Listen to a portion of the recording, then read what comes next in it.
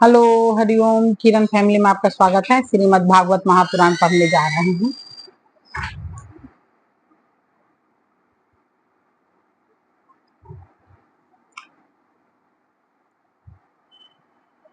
श्री गणेशाय नमः। ओम भूर्भुवः स्वः तत्सवितुर्वरेण्यं भर्गो देवस्य धीमहि धियो यो नः प्रचोदयात्।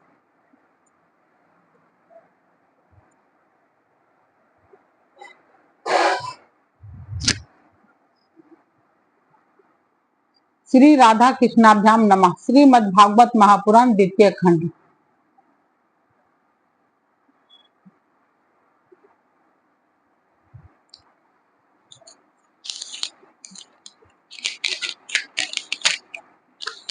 दसम स्कंद।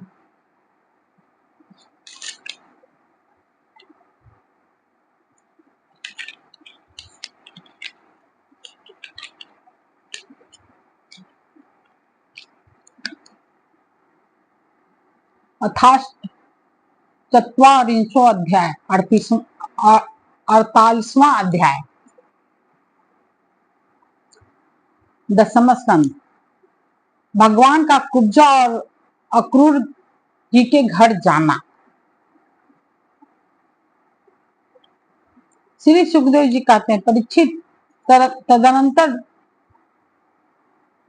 सबके आत्मा तथा सब कुछ देखने वाले भगवान श्री कृष्ण अपने अपने से मिलन की आकांक्षा रख कर व्याकुल हुई कुब्जा का प्रिय करने, उसे सुख देने की इच्छा से उसके घर गए। कुब्जा का घर बहुमूल्य सामग्रियों से संपन्न था। उसमें श्रृंगार रस का उद्दीपन करने वाली बहुत सी साधन सामग्री भी भरी हुई थी। मोती की झालरें और स्थान स्थान पर झंडियां भी लगी हुई थी। चंदवे तने हुए थे, सेजे बिछाई हुई थी और बैठने के लिए बहुत सुंदर सुंदर आसन लगाए हुए थे। धूप की सुगंध फैल रही थी, दीपक की शाखाएं जगमगा रही थी। स्थान स्थान पर फूलों के हार और चंदन रखे हुए थे। भगवान को अपने घर आते देख कुब्जा तुरंत हड़बड़ाकर अपने आसन से उठ खड़ी हुई और सखियों के साथ आगे बढ़कर उसने विधि पूर्वक भगवान का स्वागत सत्कार किया। फिर श्रेष्ठ आसन आदि देकर विविध उपचारों से उनकी विधि पूर्वक पूजा की। कुब्जा ने भगवान के परम भक्त उद्धव जी की भी समुचित रीति से पूजा की, परंतु उसके सम्मान के लिए उसका दिया हुआ आसन छूकर धरती पर ही बैठ गए। परंतु वे उसके सम्मान को दिए कुब्जा ने भगवान के परम भक्त उद्धव जी की भी समुचित रीति से पूजा की, परंतु वे उसके सम्मान के लिए उसका दिया हुआ आसन छूकर धरती पर ही बैठ गए। अपने स्वामी के सामने उन्होंने आसन पर बैठना उचित न समझा। भगवान श्री कृष्ण सच्चिदानंद स्वरूप होने पर भी लोकाचार का अनुकरण करते हुए तुरंत उसकी बहुमूल्य सेज पर जा बैठे। तब कुब्जा स्नान, अंगराग, वस्त्र, आभूषण, हार, गंध, इत्र आदि, तांबुल और सुधाशव आदि से अपने को खूब सजाकर लीलामयी सजीली मुस्कान तथा हाव भाव के साथ भगवान की ओर देखती हुई उनके पास गई। कुब्जा नवीन मिलन के संकोच से कुछ झिझक रही थी। तब श्याम सुंदर कृष्ण ने उसे अपने पास बुला लिया और उसकी कंकन से सुशोभित कलाई पकड़कर अपने पास बैठा लिया और उसके साथ क्रीड़ा करने लगे। परीक्षित, कुब्जा ने इस जन्म में केवल भगवान को अग्राग अर्पित किया था। उसी एक शुभ कर्म के फलस्वरूप उसे ऐसा अनुपम अवसर मिला। कुब्जा भगवान श्री कृष्ण के चरणों को अपने काम संतप्त हृदय, वक्ष स्थल और नेत्रों पर रखकर उसकी दिव्य सुगंध लेने लगी और इस प्रकार उसने अपने हृदय की सारी आदि व्याधि शांत कर ली। वक्ष स्थल से सटे हुए आनंद मूर्ति प्रीतम श्याम सुंदर का अपनी दोनों भुजाओं से गाढ़ अंगुलीन करके कुब्जा ने दीर्घ काल से भरे हुए विरह ताप को शांत किया। परीक्षित, कुब्जा ने केवल अंगराग समर्पित किया था, उतने से ही उसे उन सर्वशक्तिमान भगवान की प्राप्ति हुई जो कैवल्य मोक्ष के अधीश्वर हैं और जिनकी प्राप्ति अत्यंत कठिन है। परंतु उस दुर्भागा ने उसे प्राप्त करके भी वज्र गोपियों की भांति सेवा न मांगकर यही मांगा, प्रियतम, आप कुछ दिन यहीं रहकर मेरे साथ क्रीड़ा कीजिए, क्योंकि हे कमल नयन, मुझसे आपका साथ नहीं छोड़ा जाता।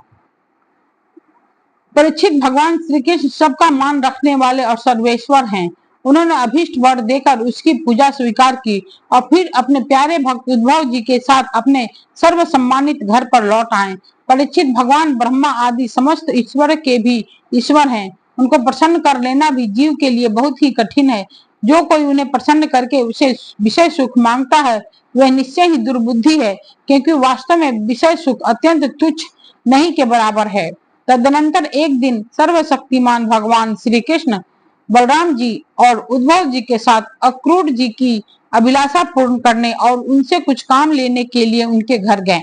अक्रूर जी ने दूर से ही देख लिया कि हमारे परम बंधु मनुष्य लोक शिरोमणि भगवान श्री कृष्ण और बलराम जी आदि पधार रहे हैं। वे तुरंत उठकर आगे आए तथा आनंद से भरकर उनका अभिनंदन और आलिंगन किया। अक्रूर जी ने भगवान श्री कृष्ण और बलराम जी को नमस्कार किया तथा उद्धव जी के साथ उन दोनों भाइयों ने भी उन्हें नमस्कार किया। जब सब लोग आराम से आसनों पर बैठ गए तब अक्रूर जी ने उन लोगों की विधिवत पूजा करने लगे।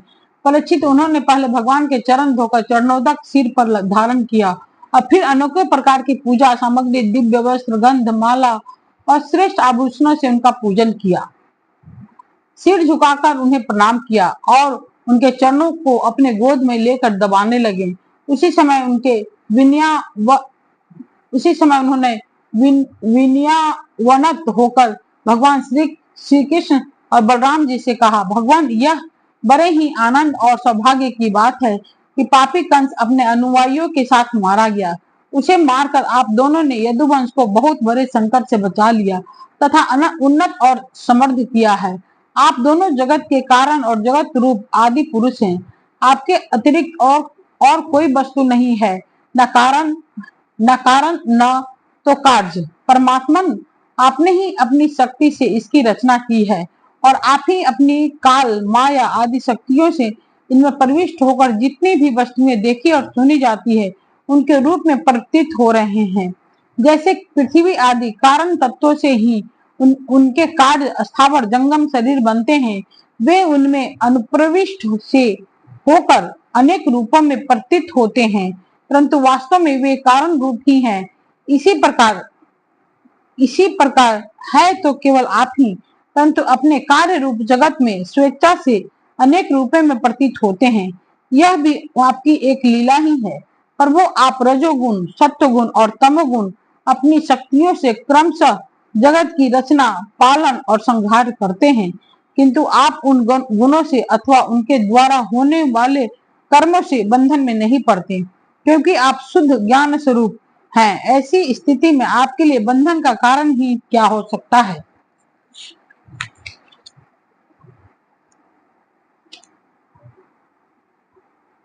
प्रभु स्वयं आत्म वस्तु में स्थूल देह, सूक्ष्म देह और उपाधियां न होने के कारण न तो उसमें जन्म मृत्यु है, न किसी प्रकार का भेदभाव।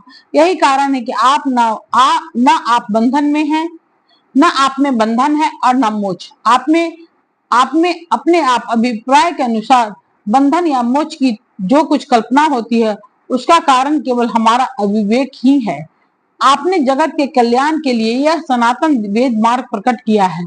जब जब इसके पाखंड पथ से चलने वाले दुष्टों के द्वारा क्षति पहुंचती है तब तब आप शुद्ध सत्व में शरीर ग्रहण करते हैं।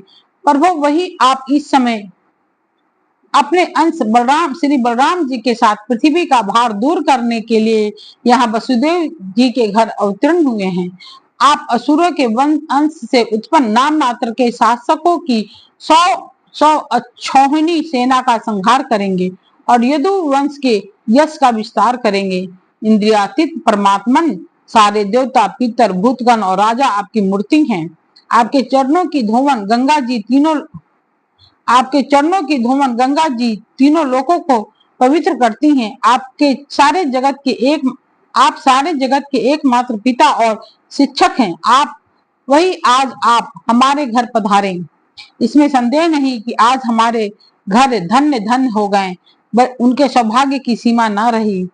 प्रभु, आप प्रेमी भक्तों के परम प्रियतम, सत्य वक्ता, अकारण हितु और कृतज्ञ हैं। जरा सी सेवा को भी मान लेते हैं।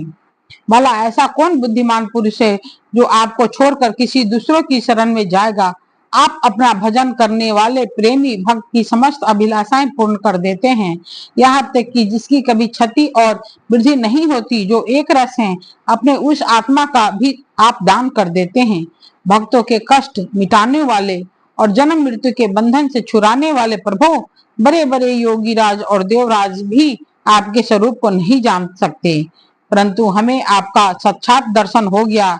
यह कितने सौभाग्य की बात है प्रभु। हम स्त्री पुत्र धन स्वजन गेह और देह आदि के मोह की रस्सी से बंधे हुए हैं। अवश्य ही यह आपकी माया का खेल है। आप कृपा करके इस गाढ़े बंधन को शीघ्र काट लीजिए।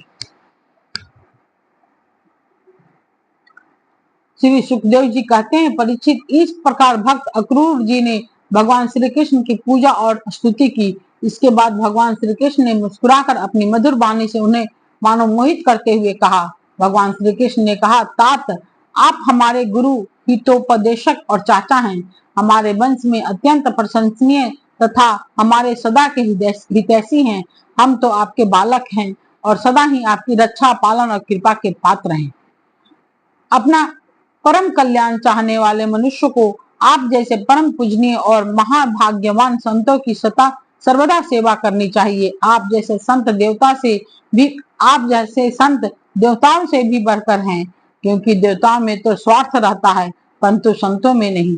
केवल जल के तीर्थ, नदी, सरोवर आदि ही तीर्थ नहीं है। केवल मृतिका और शिला आदि की बनी हुई मूर्तियां ही देवता नहीं है।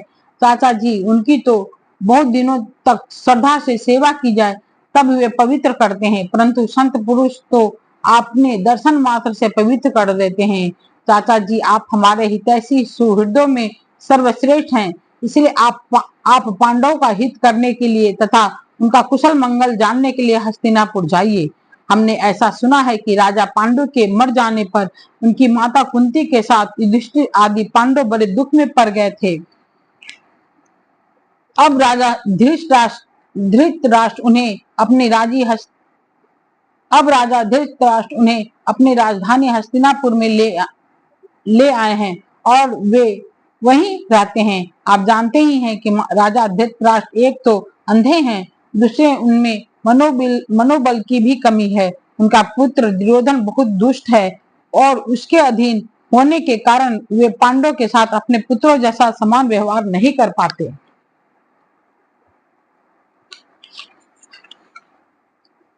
इसलिए आप वहां जाइए और मालूम कीजिए कि उनकी स्थिति अच्छी है या बुरी।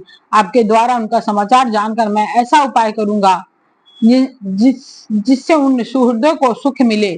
सर्वशक्तिमान भगवान श्री कृष्ण ही अक्रूर जी को इस प्रकार से आदेश देकर बलराम जी और उद्धव जी के साथ वहां से अपने घर लौट आए। इति श्रीमद् भागवते महापुराणे परमहंस्यां संहितायां दशम स्कंदे पूर्वाधे अष्टचत्वारिंशो अध्याय।